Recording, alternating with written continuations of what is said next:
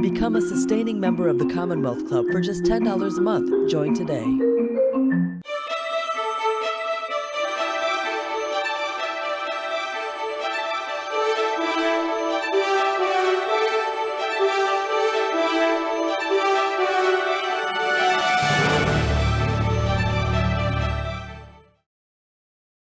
To the Michelle Meow Show at the Commonwealth Club of California. I'm John Zipper, the Vice President of Media and Editorial at the Commonwealth Club, and Michelle's co-host for this program. Today we're talking with our special guest author, Leslie Absher. Today's program is part of our Good Lit series, which is underwritten by the Bernard Osher Foundation. Now at the Commonwealth Club, I am not speaking well today, so luckily we've got two other people who can speak really well. But let me try to get through the rest of this here. We're continuing to produce hundreds of programs a year, most of them without me tripping over my words in them. And you can find all of our past events, including audio and video, and all of our upcoming programs at commonwealthclub.org. I got through a paragraph well. Now let's get rid of me by saying, if you're watching us live on YouTube, use the chat box to enter some questions. We'll work them into our conversation here today. And now, let me introduce Michelle Meow. She's the host and the producer of The Michelle Meow Show and a member of the Commonwealth Club's Board of Governors. Hello again, Michelle. John, thank you so much. And by the way, it's A-OK. I know that in the last 24 hours, blame it on the weather. Yesterday it was rainy, today is sunny. And so that sure will do it to you and probably do a little bit of the stumbling. Let me introduce to you all of you who are joining us. And by the way, thank you to all of you for joining us this afternoon. But let me introduce to you our speaker today. Leslie Absher is a journalist and personal essay writer. Her work has appeared in the Los Angeles Times, Huffington Post, Salon, Greek Reporter, and San Francisco Magazine. Her memoir, Spy Daughter, Queer Girl, is about growing up with a spy and the cost of keeping secrets. She received a master's in education from Harvard, taught GED to high school dropouts, and currently teaches study skills and writing to middle school and high school students. She lives in Oakland with her comic book writer and artist wife. Leslie, welcome to the program, and thank you so much for joining us. Thank you so much for having me. It's a pleasure. So I, too, became compulsive and consumed your book. Thank you so much for writing your story. I had that same quest where I wanted to find out just exactly who your dad was, the spy, and also I wanted to find out if you end up with Susan. And so thank goodness you include that all in your book. But why don't we start with Greece in 1966? I wondered why you chose Greece to become the central or focal point in your investigation of your dad. Tell us about Greece. Yes, wonderful. Greece was really my first home. I was born in Miami, Florida, but when I was a baby in 1966, my father was transferred to Greece, and it was his first field assignment with the CIA. And it was really the first place I have any memories. And so we lived there until I was 5.5. I had the privilege of a nanny when I was living there. A young Greek woman who spoke Greek to me, who I learned Greek. And, it was they were my first memories. It was a time that I remember my family being whole and in a place of lovingness, and everything just felt warm and safe to me there. And somehow the culture just sort of imprinted itself onto me. And rooted itself in me. And it was the warmth of Greek people. It was, it was the climate. It was the openness, the hospitality of Greece. It was the beauty. And I think it was the language, because the language is complicated and it's very specific. And Greece just got its hooks in me, really, and never left. And so it seemed to me like it was one of my first homes and a place that mattered so much to me. And that's really why my father's work there became so important to me. It wasn't just, a place I lived when I was a kid, or that nice, interesting, exotic place that my dad's job took us to. And then we left and, then I became an American. It wasn't like that for me. It mattered. It was part of me.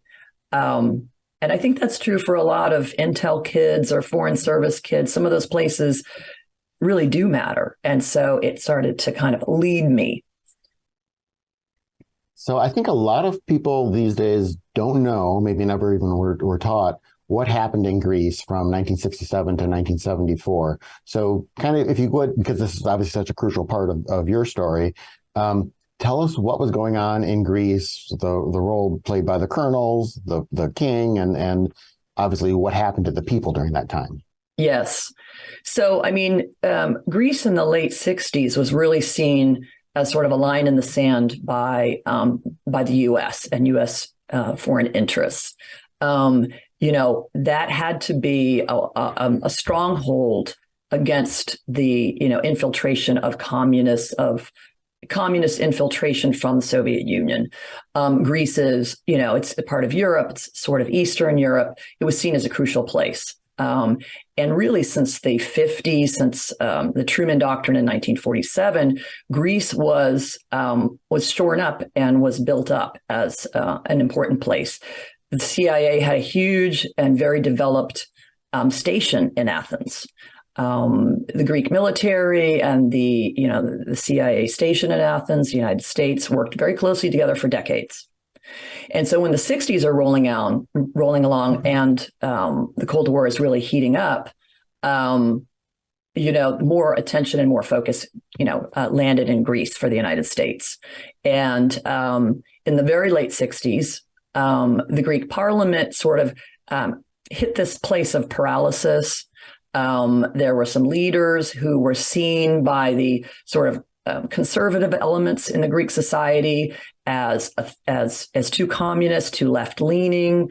And so when there was sort of an opportunity, the Greek military seized it and rolled its tanks into downtown Athens and took over the country. And they took over the country for 7 years. It was a dictatorship from 67 to 73. And to 74, 7 years, and it was a brutal one. And there was torture. The leftists, people who just wanted their democracy back, were arrested, were tortured. Shakespeare was banned. It was a classic censorship, regime of repression. And people, you couldn't meet more than 3 or 4 people couldn't meet. It was a dictatorship, and that's where I was growing up, and that's where I felt safe, ironically, and that's when I was playing in my garden in Greece. But for the average Greek, those years were fraught and dangerous. You investigate your father in this book and his potential involvement in what you had just described. But why don't we go back to, I think, the moment in which you realized for yourself as a young girl that your dad probably has some kind of odd job or an important one. Right. So of course, in Greece, I knew nothing and didn't really think of my father's work. But when we left, and when I was around 10 and we were living in Dallas at the time, I thought, I'm going to ask Dad what his job is, so he's on his way to the door. He's leaving for work like he does every morning. By then I know there's some kind of secret that the family holds about my dad and his work. We don't talk about it. It's a thing not to talk about. So it really stands out in its, nebulous absence. And so he's about to leave. He's reaching for the doorknob. And I say, "Hey, Dad, what's your job?" And he turns to me and he tells me, he says, "I'm in the Army." And I think to myself, okay, that I can get behind that. The Army is good, protects America. I had never seen him in a uniform, curiously enough, but that satisfied me. And that made sense to me. And then it was maybe a few months later, I overheard him talking on the telephone, and he said to someone, he's with the State Department. And I thought, okay, nothing has changed in our world. We didn't move. I didn't change schools. Everything's the same. But now he has a different job. And then that would be followed by maybe a few months later, some other event. And he would tell someone he's with the Pentagon.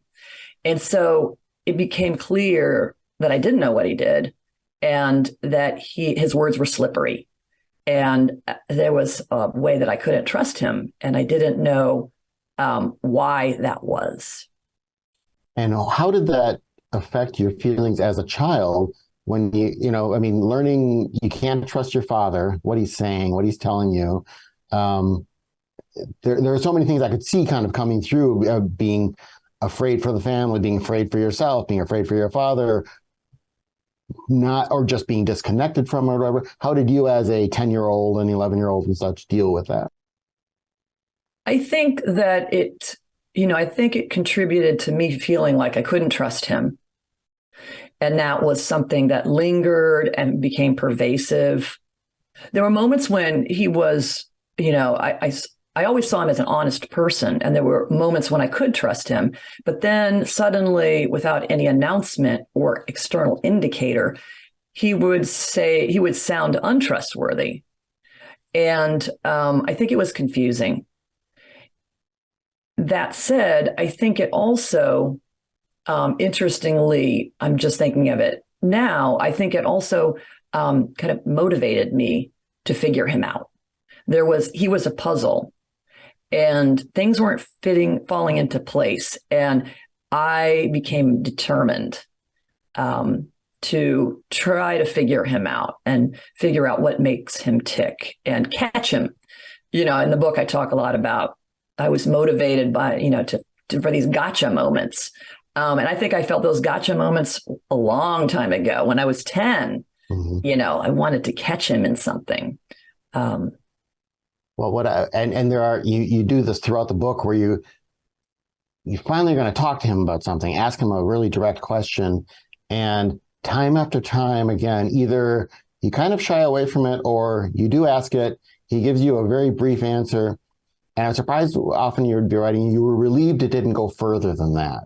You're relieved he dropped the subject or it kind of came to an end. I didn't know if that was kind of restricted to just that, or as you kind of note numerous times, your family was not good at communicating. Right. Lots of families aren't, but yours wasn't for I guess, kind of normal family reasons as well as, hey, dad's a spy. Take us through some of those moments of when you did decide to ask a tough question, maybe a gotcha type question, not a gotcha, but something that really gets to it. And what he told you, did you want to hear the truth or did you want something comforting? I think I wavered all the time when I was doing this research. I was always looking at, in the index of books for my father's name. I was always terrified that I would find his name associated with torture. And then I would be relieved when it wasn't. And every day of my, of my research and investigation, it was a roller coaster like that. I would meet with scholars, I would read books, I would look at microfiche. I was always afraid to find information about him and then relieved when I didn't. So I think that push-pull, I was sort of half journalist, half daughter, not wanting to upset, the kind of status quo in our relationship, which was one that didn't talk about things. My parents were 50s, 60s people. They didn't talk about feelings. And then as you said, John, we have this overlay of extra reasons why we don't talk about things. I remember when I was in my 30s and I went to visit him. I had just moved out to California to be with Susan. I had a sporadic relationship with my dad, sporadic interactions. So I flew to Texas to where he lived. We met at a Mexican restaurant. And for some reason, he decided to sort of break the silence. And he asked me, is there anything you want to know? And he asked it in that ominous way, like, no. And I knew he was talking about his work. And I was not ready for that, but I seized it. And I asked him about Greece, because again, by then I had learned of the hand in glove relationship between the CIA and the military and the dictatorship. I was very, decided that the CIA was on the wrong side of that struggle. I was angry about it. And And so it was kind of a focal point. And so I asked him, what was the CIA doing in Greece? And he gave me standard answers. And those were the answers he was trained to give. He said, we were investigating communism. And then I did push him then. I said, well, didn't we sort of facilitate a dictatorship? And he just said, we have nothing to do with that. And he was a master debater in many ways, but he also could just shut down the conversation. And at that point, I hadn't started any investigating. I had no information.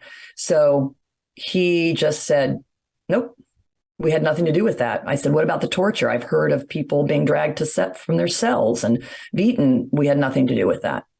And I had nothing to counter at the time, except my feelings and stories I had heard. And, but I think swirling in all of that was me feeling hurt that my father wasn't telling me, wasn't acknowledging something to me.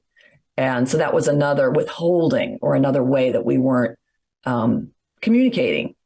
But so that was a time when I was trying to push him. And there were other times, in my investigation of him, when I finally came clean and said, look, I'm writing this book. It's about the junta, the Greek junta. I didn't say it's about you, Dad. I didn't have the courage for that, but I did ask him a lot of questions then. And so, I sort of pushed when I could, and then sometimes I would lapse into places where I needed to protect myself and not know more. Speaking of not communicating much, you do share, your mom's story in the book. And thank you so much for sharing her entire story. And sorry that she passed away from cancer. But there is a part in the book in which you're all in the car, and it seems like there's a fight going on between your father and her, and she calls him out. She is like, you're with the CIA, aren't you? So did she not know either? I mean, I don't think you included the story of how they even met, or maybe I glazed over that. No, you're right. I didn't include that. But I do know that my mother always knew. And in a way that was a little unusual. I mean, I think it's not unusual today, but they married in 1960. And I think it was quite common for CIA officers, their spouses not to be told. But I know, my father told me that, my mother always knew. And so that conversation in the car that you're talking about was one of the few times ever that we talked about what my dad did. As I said, there was this pervasive culture of he does something we don't talk about, and we don't mention why we don't talk about it. And so there we are on a Sunday drive. And instead of talking about the pretty houses and the nice lawns like my mother usually did, there was maybe they had a disagreement at the house, right? And so she just turned to him and she said, tell the girls what you do. And my sister and I were in the back seat, and we were stunned because that was bold. And my father would just grip the wheel, and you could see how tense he was. And, he just started to talk in circles and saying, well, I research things, I manage people is one of the things he said. And my mom stuck to it. I think she had sort of enough of the spy spouse life. And so she turned to me and my sister in the back seat and she said, girls, do you have any questions for your father and his work managing people? And the sarcasm was there. And I loved the nerve, in her. Because she was brought up in the Texas and the South to be pleasing, very patriarchal culture that she was brought up in. But I think she was moving away from that. And so she invited me and my sister to jump in, and we asked questions. And my dad continued to talk in circles. What kinds of, who do you manage? Oh, just, people, what do they do? Gather information, what kind of information, world events. He was saying nothing. I was giving up, as I always did. And then my mom just said, okay. She turned to him and she just confronted him. And she said, you work for the CIA, don't you? And so she outed him, and he just gripped the wheel, didn't deny it, didn't confirm it, which is its own confirmation. Yeah. And And that was big. And that was when there was a reveal, and it was liberating. And I felt like maybe I can be a free person. I knew I liked girls by then. Maybe I can be out about that. It just was like a feeling, a desire that had some hope. But, the next week, month, we never went back to that conversation. We never referenced it. And so it just fell back into that place of silence. There's a scene that I'm going to ask you to relate, but involving your father, your uncle, and something your grandfather did. But after that is taken care of, your uncle, Tom, said that neither of them said a word, neither your father nor your uncle, while they took care of it. Quote, "We had learned by then that talking only made things worse," unquote. And then a little later he says, "We didn't talk about anything. It was an impropriety just to speak." I think he was talking about growing up. So first, actually, could you tell us the story about what your grandfather did to the neighbors' animals? Yes. Yes, I learned the story when I was about 17 and was visiting my uncle in Vermont. And, he would, unlike my father, my Uncle Tom would share family stories. And he talked about a summer vacation when the whole family was driving up to the hill country, going to a cabin, how excited he was. He had a whole stack of comics. My father was the same. They were in the back seat. They pulled up to their little cabin, and suddenly the air in the car shifted. And my uncle says they looked out and they saw that onto my dad's my grandfather's property were all these sheep grazing. And my grandfather threw the car into park, didn't say a word, got out, walked to the back of the car. And my uncle says everybody knew what was going to happen. Everyone knew in the car knew what he kept in the trunk. My grandfather opened the trunk, got out the rifle, went to the driver's side door, opened the door, propped up the rifle, wordlessly shot every sheep and lamb dead. And then, again, no explanation, he ordered my dad and his younger brother to move all the sheep bodies, to pick up the sheep bodies, warm, limp, carry them and throw them over the fence where they had escaped into the neighbor's property. And my dad and uncle did this without speaking to each other. And that's where my uncle says they learned not to speak about things. They knew it would only make things worse. So they ate in silence, that night at dinner. And, my uncle says that father only told you once. And he had told the neighbors the year before, keep your sheep off my property. Father only told you once. So it was a harsh world that they grew up in. And, later I asked my father about this event and he had no memory of it. To me, it's a traumatic event. I mean, you're carrying little baby lambs, you're wordlessly with your brother fixing the fence, chilling. And, my dad didn't remember it. And he said, but if Tom said it happened, then it did. And my father had a different read on how to explain that. But that was the kind of thing that I think both boys had to sort of stuff. Kind of traumatic experience trickled down, obviously, to you. I think aside from having to move around a lot and not really feeling connected to your dad, not knowing, this other side of him, when your mom passes away, your dad had you go back to school. I would think that that was probably the biggest traumatic experience, and you later describe having to unpack a lot of that. Yeah. I just, as you say, my mother passed away in the hospital. And I was dropped off by a friend, and I was there just moments after she passed, and my sister was there and my dad was there. And I wanted us all to go to the cafeteria and have something to eat or be together. And I think my father thought that it was the right thing for me to go back to school for some reason. He didn't have that sort of emotional IQ to, suggest something else, something that was togetherness. So I was sort of packed off into the car. His colleague's wife took me back to school, and it was some teachers at school. It was some of my, friends at this boarding school that I was going to school in Northern Virginia who comforted me. But that was such an emotional disconnect. And I think it sort of stalled my grieving. It kind of pushed my grieving down, and it just took longer for me to work with a therapist, to name my grief, to express it, to experience it, because it was sort of like time to move on is how it felt. And that was, traumatic. Your mother and father were very different people.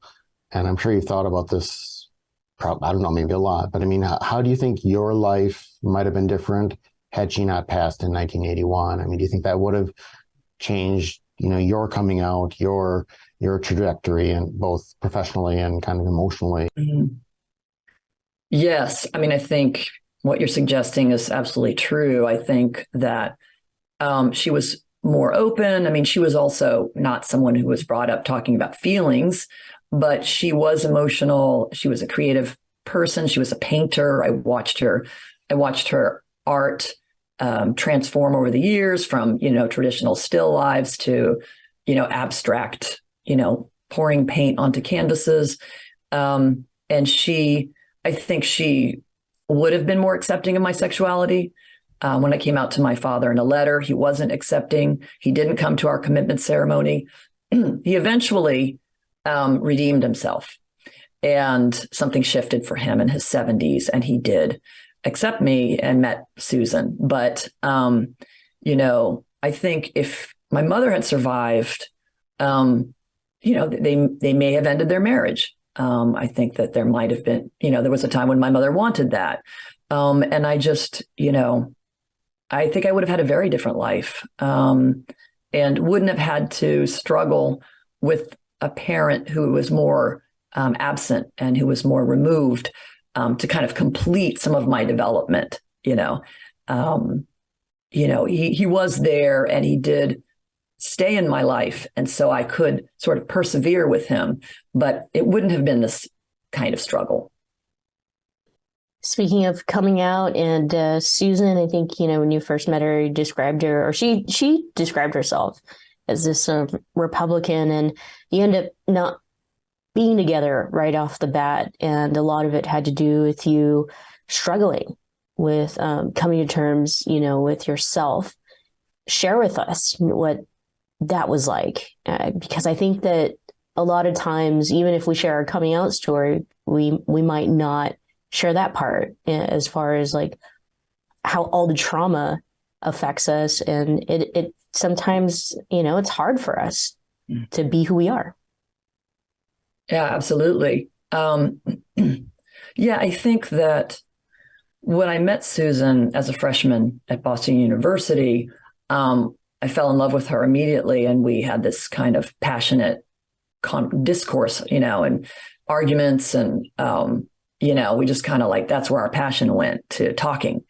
But I think really growing up in the house that I did, that had this secrecy, and it was sort of like a fog, right? What my dad did, why we don't talk about it, it was a kind of fog. It wasn't, and there was that one, gleaming moment when my mom outed my dad, and then back to the fog. And so my sexuality became, I think, foggy too. It was something I learned, it's not okay. It's not good to like girls. Okay. Got it. But what do I do about that? And so I continued to sort of like subversively like girls, but didn't name it, didn't know how to come out of the fog. And I think these two secrets, or my father's secret, kind of bled into my own secret. And so coming out, Susan knew she was a lesbian in college. And I had that foggy thing where I knew I was that thing, but not completely with clarity. And so it took me more years, to bring clarity, to work with a therapist, to write in journals and notebooks. It was a kind of surfacing for me. It didn't take decades, but it was weird to kind of, other people could tell. And I was just still in that kind of hazy in between place. And so, that was difficult. And, and it was a hard earned process to know myself. So CIA spies, family secrets, and lesbians. Sounds a bit like a late night Cinemax movie, but it's your life. I mean, when did in your life, because obviously it's hard to be dealing with just everything that any kid is going through, but when did you realize this life that you had, the issues that your dad was dealing with and such, this was not the norm. This was not what every family was dealing with. Other kids your age weren't handling some of the same things you were. Mm-hmm. I think that when I was when I was in high school, I had a crush on another student whose parent was also in the CIA, and she spoke much more openly about her parent being in the CIA. And she said the word CIA like it was just any old word, where I was like, I suspected that I remember that one time my mom outed my dad. Was that real? But this girl who I had a crush on was like, yeah, that's the normal. And that's when I realized, okay, we're in a unique little club, she and I, CIA parents. However, she's much more relaxed and open about it. And I was much more like, like it was still the 1950s, but it was the 80s, And so I started to see, that I was more repressed. And, and then, I came out as queer in my 20s. And that was kind of in ways more direct or easier in a sense, ultimately, because you can go to Pride and you can go to, women's centers and you can go to support groups, and there's nothing for you're the kid of a spy group. And so that was kind of strange. And I would tell people, what does your dad do? And I would tell people he's, works for the government. And I just kept his secret, even when with a friend, well, I wouldn't even have to do that. It was just, automatic. So it was just like layers of coming out, layers of secrets, one sitting on top of the other. It was just a process to kind of unpack them all. And if I could follow up on your reply to what Michelle just asked about coming out, and you mentioned kind of it was wrong. You thought it was wrong. What was the basis of that? Was it just kind of sensing that people would disapprove, or did you have a religious objection to it, or what do you think it was? My religious objection was politics. And I just thought, when I was in my 20s, I met some very good friends, Greek Cypriot friends. In 1974, the Greek military, the dictatorship, the junta, invaded Cyprus. It was its own independent country. They wanted to join it with Greece. As soon as the colonels landed in Cyprus, Turkey counter-invaded, and Turkey took over the north of the island. And I met this couple. We clicked right away. We had Greek, sort of culture in common. And they told me the story. They had lived through it. And they told me what it was like to have their homeland invaded like that and now occupied. And that, I was already kind of a lefty. My dad's a conservative. So I was already sort of, in lots of disagreement with American imperialism, Reagan. My father ran the intelligence arm of the invasion of Grenada. That's something that I remember knowing vaguely about in college. I was just a lefty. It was just how I thought. And when I met these Greek Cypriots and they told me their personal story and it was about Greece, or it had that connection, I was ashamed. I was angry. It all deepened. That my dad was on the wrong side of things. The U.S. was on the wrong side of things. I developed a really sort of black and white way of viewing the CIA, U.S. foreign interests, U.S. policy. So, that's the energy that I started the whole investigation. I mean, that lasted until I was 40. That point of view, I didn't really look into it. I didn't research it. I didn't know my facts, but I had a point of view, which was very black and white. Yeah, the CIA and up to no good, which we'll get back to your perspective and what it might be now a little later. But speaking of coming out, and I don't want to give too much, of the book away for all of you who are tuning in. I couldn't put this book down, by the way. I finished it in a couple hours. I just had to know like what this true story was. And also to John's point, I didn't know about the military coup in Greece and I was very interested to find out. But my question goes back to your dad's coming out as a CIA agent. And finally, the validation's there for you. But the way that I guess he came out, I didn't think that it was going to be that, right? Like, was it the point where he moved to the military base with his new wife, and then all these officials came out and they tell you exactly who your dad is? Yeah, I mean, that's, so many ironies in this life that I lived with my father. But I found out definitively that he worked for the CIA, not by my father at all, but by a stranger. So I had come back from studying in Greece for a semester in college, trying to get back to my roots. My dad picks me up at the airport, drives me to his new house, and we're driving through the Northern Virginia woods, a little chit chat, and we pull up to a guardhouse in the woods. I don't know where we are. He hasn't really told me anything. And the guard asks me to get out of the car, has a clipboard in hand, and just makes the announcement. This is a CIA base. Everyone who comes to live here for a summer, as I was going to do, has to sign a disclaimer, pledging not to share this information. And it was like a bell just rang throughout my life. This wasn't my mom telling me, although that moment, resonated again. This was a stranger, and he just put it right out there. My dad was standing right next to me, kind of looking at the, guard speaking, didn't say anything. And that's really how I definitively knew. And it was strange. It felt really liberating again. Now I know always when I knew things, when I was told things, that became, that's living openly and freely is liberating, right? That's where the reward is. But so I started to feel that again. And then I realized, well, I was supposed to sign this form, and the form was like, I won't say this, and I'm like, well, I grew up 20 years. I'm not talking about this.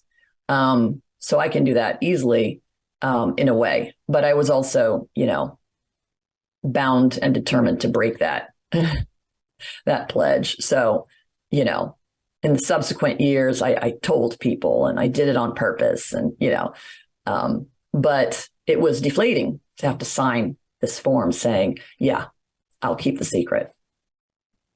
So for all of the CIA agents who are watching this and listening to the podcast and all that, for all of the CIA agents who have kids, how could they and how should they tell their kids in ways that are fair to the kids and are healthy and yet won't end up with them being thrown into jail?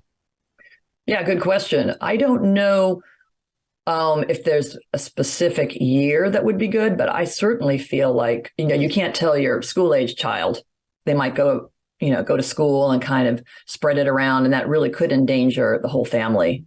Certainly, the person in the CIA or in the intel organization, whichever it is. But I feel like, I asked my dad once, because I published that piece in the LA Times and tells that story in a way. And I said, when were you going to tell us? What was your plan? And he just said, I didn't have a plan. It's not like it's easy to know what year that you do this. But I think he had just, that life of compartmentalized, work and family. And that was just so deep in him that I think it was hard for him to break, obviously. But I think, when somebody's a teenager, I've met friends during this book tour, the wonderful author Sophia Glock, wrote a graphic memoir. And she talks about her experience as a spy kid, both her parents were in the CIA. And so, her parents did tell her ultimately. And, but like me, she found it out in a roundabout way, or even more kind of subversive way than I did. So I think CIA parents don't know. And I think sitting down to your teenager and saying, the fact that her parent did actually tell her directly seemed pretty liberating and affirming for her. And I had somebody else tell me, and then we all kind of moved forward with the assumption, and that wasn't the same thing.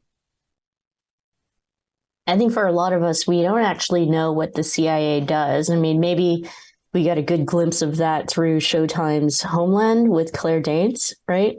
So, this is a question in which you, for the longest time, you mentioned it before, you're investigating your father and his possible involvement in the Greek coup. And again, I don't want to, give away all the details, because some of you might be sitting there being like, well, so was her father involved?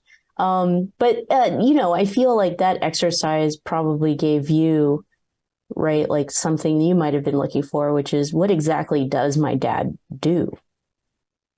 Yeah, I mean, I think once I decided, I was haunted by all these questions, haunted by shame, this assumption that he was on the wrong side of things, that he knew about the torture in Greece, that he perhaps he participated in it. Not having answers to that, not really looking at that, haunted me. And, our relationship wasn't going to progress. And I just had an instinct that I needed to know. And so I started to really research and read. And as soon as I did that, everything became less black and white, much more gray. I learned what the CIA really does, especially pre 9/11. I think, it was, I was able to meet with scholars. I was able to meet with some of my father's colleagues, and have conversations with them toward the end of the investigation, and really came to the understanding that the CIA is an organization of individuals. They don't operate, independently. They're following the executive branch. They are following orders. They don't, like in popular, like Homeland, it's like the CIA is its own thing and goes off and invades countries, right? That's really not how it works. Of course, you can always have rogue officers doing their own thing. And that's something that I suspect was happening in Greece during the time my father was there. But he was a young officer. It was an early field assignment for him. And so I feel like I was really able to come, to answer some of my own questions, and to come to a reliable conclusion about what he did and didn't do. And that freed me. You talk about your feelings about your father's work and your worries and kind of suppositions, and slowly building up an understanding of it. Do you think it bothered him to realize that you were thinking possibly the worst about him and his work?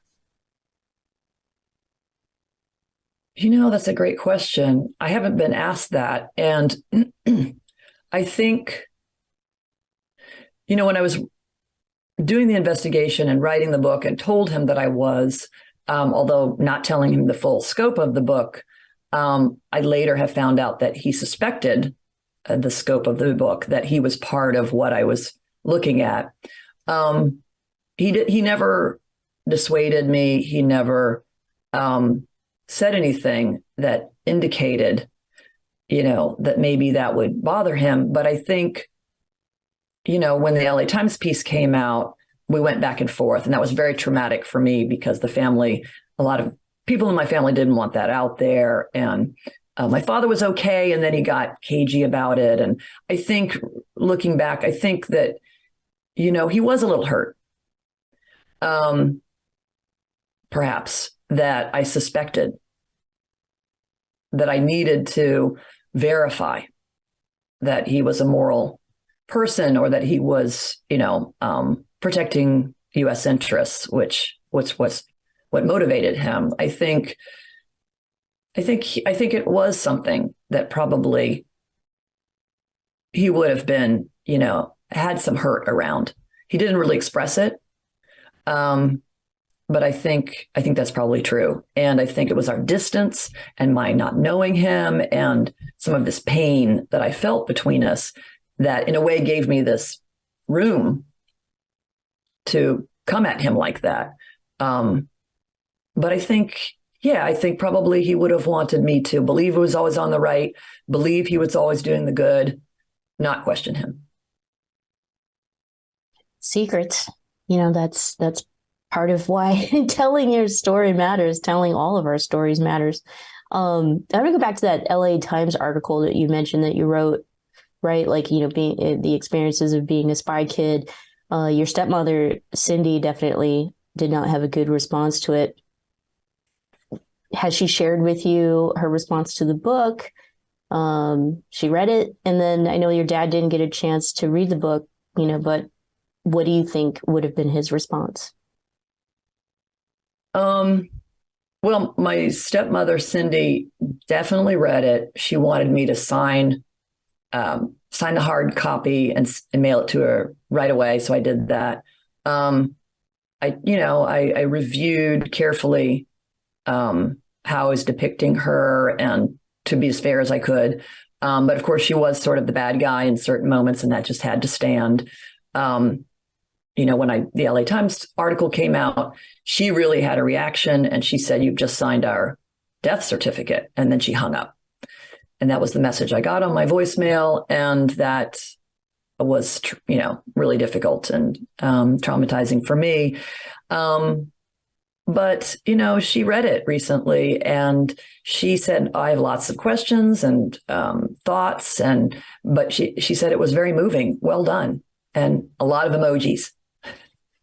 So I feel really grateful that I think she's no longer living. My father passed away in 2012. She's sort of not living that pressure cooker of an agency wife. And so she can take an exhale. And I think probably I said some things in the book that resonated for her about the difficulty of living with secrets and in that life.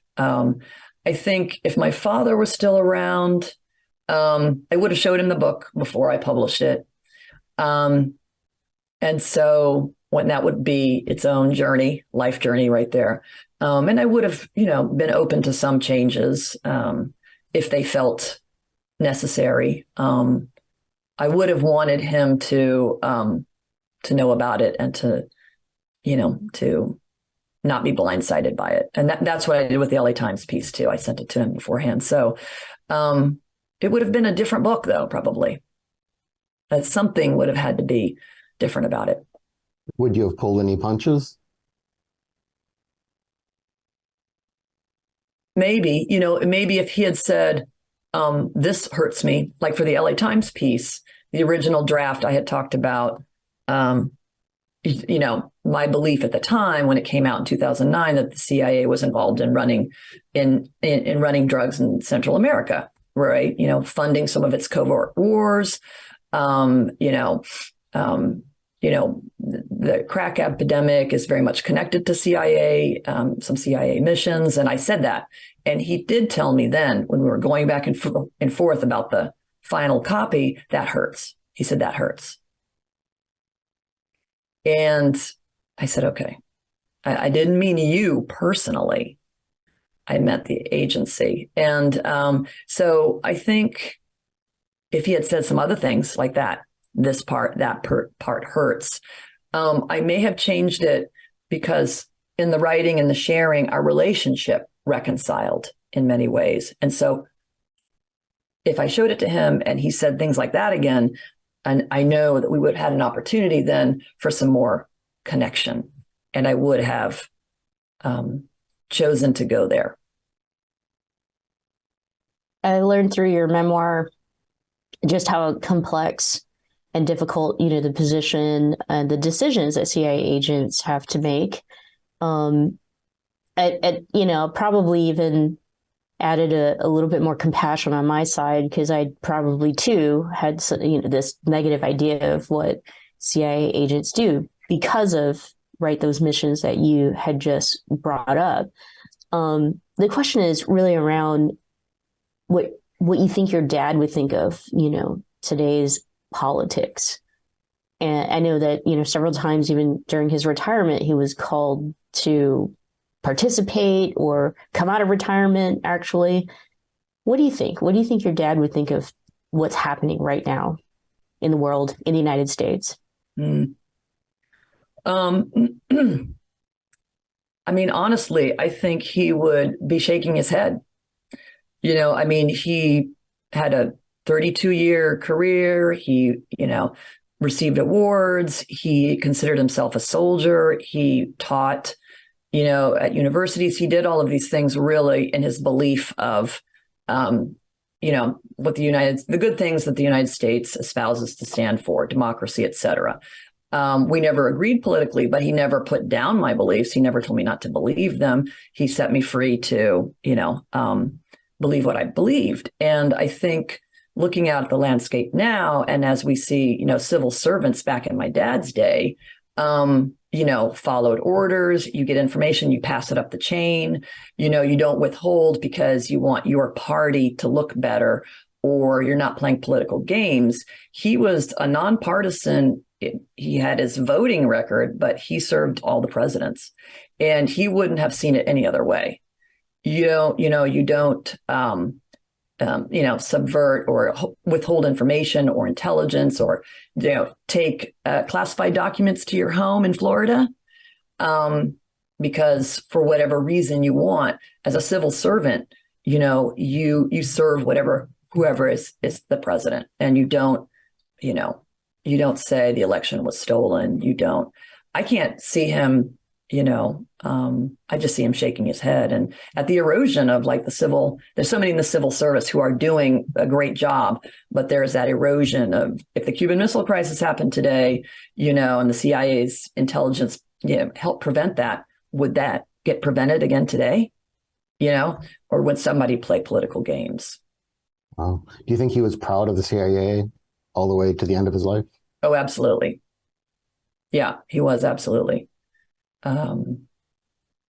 Yeah. And, I had arguments with him, and I think that, he gave his career to it, and it was very satisfying for him. It was rewarding, he achieved a lot. And I think that, he taught at university. So there was, he would tell stories from the field. And I think he sometimes would tell stories about, CIA missions that, didn't go according to plan or didn't go well. So he was a very smart guy. He wasn't but he was a believer. I want to talk a little bit about Susan as our time winds down. And again, thank you so much for this memoir. I could not put it down. So if you don't have your copy, you absolutely need it. It's a great story. Spy Kid, Queer Girl. I love it. Gets to the point. I love the title. Yeah, exactly. But I want to talk about Susan because I also think that it was a great, there was a great love story in the middle of all of this, and, how she walked away from you. And it took over a decade before you reconnect again. And so Susan is your comic writer wife that you live happily ever after with in Oakland. Yes? Yes. And even people who, know us well, and they were reading the book, sometimes they caught themselves thinking, oh my God, I hope she and Susan work out. Wait a minute. Spoiler alert. We do, they knew it, we like to say we got divorced before we got married, because we met and I wasn't out yet really to myself. And I had all this grief and a lot of things in the way. So when we, circled back 10 years later, and Susan looked me up, trying to kind of move on from that ghost that was Leslie in her earlier years. And she was in town for a business trip, and, we met, and, it was just click. And, it was the right person at the right time. And we like to joke, you can't get over me. Come on, Susan. So Yeah, true. No, but I have one question about that though. I mean, if you were the ghost, and obviously, right, like this, you both felt the same, like this great love of yours. You were both each other's great love. Why was she so harsh to you? You know, that letter that you wrote to her, trying to reconnect. You know, before the 10-year that you meet up again, and she writes back, you know, please don't contact me again, or something along those lines. Yeah. Yeah, that happened somewhere in the middle years there. And it was hurtful for me because I had said, I was in love with you. But at the same time, in my letter to her, I was pretty judgmental. Like, I'm sure you're still closeted Republican, you know. So I think she was kind of getting back at me. Like, you know, I think she was really hurt. I think she was hurt by the way our, you know, relationship broke off back in college. You know, I just was overwhelmed by grief and life events, and I just sort of stopped talking to her. You know, and it must have been so confusing because we had been talking together every night for hours in the dorms, you know, and then I just kind of walked away without even an explanation because I just didn't have, you know, the words for it. So I just think she was pretty hurt, and that's how I see it now. But yeah, it pissed me off, and you know, I lit her letter on fire, and I don't need you either. And it's a great story now, you know, but you know, she's a fierce person and intense and sort of a powerful, you know, person in her own right. And so that came out in the letter, you know, I'm hurt, you're still in the wrong, you know, never contact me again. You mentioned therapists a number of times in the book. How important has therapy been for you in your life? Oh, essential.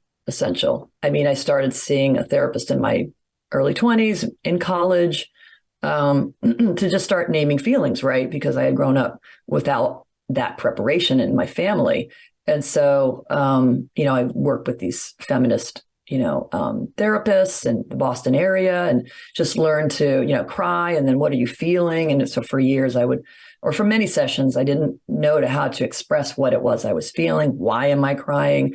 It was really kind of like starting from scratch, you know, and learning to name feelings and learning to express them and connect feelings to events in my life and understand the cause and effect of some of what had happened to me. So therapists, you know, I have a therapist still. She's sort of my life guide now. It's a different purpose, but different in some ways, you know. But I just think they've been, you know, just a balm and a healing for me. I feel like at this point in our political history, or at least American politics, we need balance and sound-minded individuals to be in certain positions. I know you just finished this memoir, and we're talking about, you know, this memoir. You're doing a big tour, but it's kind of along the lines of what's next. I mean, do you have any aspirations to either get into politics or maybe a position with the State Department? Oh, whoa, that is a good one. No one's suggested that for me. Get into politics. I have a political group in Oakland that, you know, we meet and do things. That's interesting. I haven't considered that. I do think about the next thing I might write. But if somebody offers me some crazy interesting job in the State Department, maybe. I'm interested in sort of women doing kind of extreme, non-traditional sports. And I've been working on a piece about the Bolivian climbers and, you know, how they climb all these amazing peaks in Bolivia, and they do it in their traditional clothing. And I just, something about women doing these amazing non-traditional kind of sports or activities sort of is calling me. So I don't know. That's something, but yeah, I don't know. In your growing up, through the childhood, your youth, all the issues you were dealing with, did you ever kind of foresee that one day you yourself would be what I think you are now, a role model and a mentor? You work with students, you're writing to people, you're communicating and helping, I think, a lot of folks. Did you ever see yourself that way, or do you now see yourself that way? Yeah, I do. I mean, I feel like I've worked, you know, starting in my 20s, the whole point of my life was really to recover and to heal. And therapists helped me. Writing was always leading me to clearings, always leading me to transformation, always aiding me, whether it was crafting this book or whether it was writing privately in my notebooks. So I think I always knew, I wanted to recover from the difficulty, from my traumas. And that was always what I set my sights on. And so when I started working with teenagers, I started to see like that was a part of it too, that I was a teen who was hurting. I was a teen who was lost. And I work with a lot of teenagers who feel those ways, and so I feel like it's just another way that I get to heal myself in reaching out to, they're not little me's, they're not just like me, but I get to, address that part of me still by, throwing them, a life preserver, by being there for them, by seeing them really. Leslie, it's been such an honor to have you here in the program and to chat with you this hour long about your amazing book. Again, I'm sure of it, if you're tuning in, you hear my enthusiasm. I could not put this book down, so you need it for yourself if you don't have a copy. Spy Kid, Queer Girl. Leslie, my last question for you is really around, we heard messages of support. We talked about, sharing your story with other spy kids and, just the importance about how secrets really affect your lives. But maybe leave us, some last or final thoughts for queer kids. That's a great final kind of comment. I mean, I think that, I feel like, what I think I alluded to it earlier, that living openly and freely is a reward. And, if you can find someone who can hear you and can see you, that campaign that came out not long ago, it gets better. There's light at the end of the tunnel. Yes, but I feel like, find someone in your life who sees you and who recognizes you and who honors you. And then just keep following those steps and more people, because I feel like to really be who you are, and whether you're non-binary, queer, however you want to term yourself, this is the liberation of being human, and this is the fruit of it. And never stop seeking that, because once I found it, it's a whole different world out here when you can be who you are. There's nothing like it. John. Do you have any final words, Michelle? No, I think that was a great place to end our program. Yeah, I was going to say, there's not going to be a good topper for that. I didn't want to cut anything off. Well, in that case, thank you to our special guest on today's program, Leslie Absher. Last but not least, thanks to all of you watching and listening online. You can find more programs at commonwealthclub.org/MMS. Stay safe and have a good rest of your week. Goodbye.